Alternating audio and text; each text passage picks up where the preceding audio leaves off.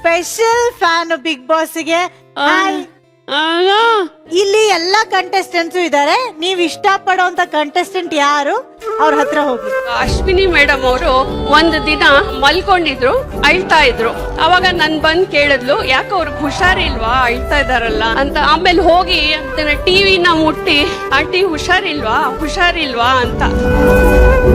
ನೀವ್ ಅವತ್ತು ಉಪವಾಸ ಇದ್ರಿ ಅಂತ ನಿಮ್ಗೆ ತಿನ್ಸೋದಕ್ಕೆ ಸ್ವೀಟ್ ಕೂಡ ಮಾಡ್ಕೊಂಡ್ ಬಂದಿದ್ದಾರೆ.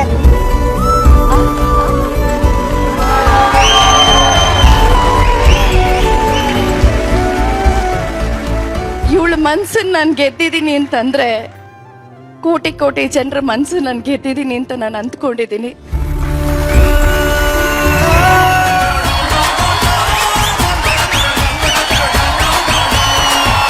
ಕರಿಬಸಪ್ಪ ಅವರು ಒಳಗಡೆ ಒಬ್ಬ ಒಳ್ಳೆ ಸೀರಿಯಲ್ ಆಕ್ಟರ್ ಇದ್ದಾನೆ ಅಂತ, ಅವ್ರು ಒಳಗಡೆ ಇರೋ ಟ್ಯಾಲೆಂಟ್ ನ ಎಕ್ಕಿ ತೆಗಿಯೋಣ. ಅಯ್ಯೋ ಅಲ್ಲೇ ಕಾಣಿಸ್ತಾ ಇದೆ, ಚೆಸ್ಟ್ ಶೇಕ್ ಮಾಡಿ ಅಣ್ಣ. ಅದು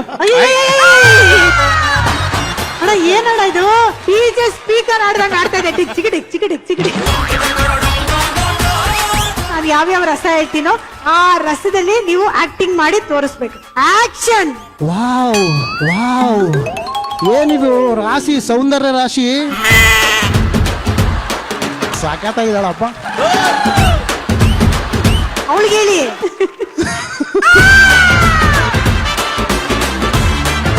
ವಿಶೇಷವಾದ ಫ್ಯಾನ್ ಅನ್ನ ಈಗ ವೇದಿಕೆ ಮೇಲೆ ಕರೆಯುವಂತ ಸಮಯ. ಜೋರಾದ ಚಪ್ಪಾಳೆಯೊಂದಿಗೆ ಸ್ವಾಗತಿಸಿ.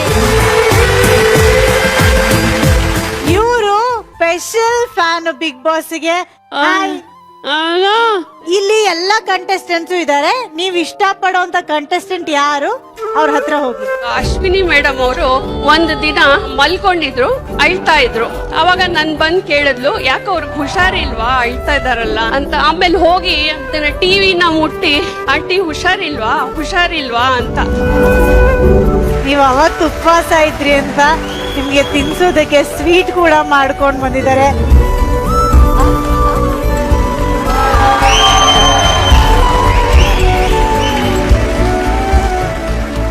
ಇವಳ ಮನ್ಸನ್ನ ನಾನು ಗೆದ್ದಿದ್ದೀನಿ ಅಂತಂದ್ರೆ ಕೋಟಿ ಕೋಟಿ ಜನರ ಮನ್ಸನ್ನ ನಾನು ಗೆದ್ದಿದ್ದೀನಿ ಅಂತ ನಾನು ಅಂದ್ಕೊಂಡಿದ್ದೀನಿ.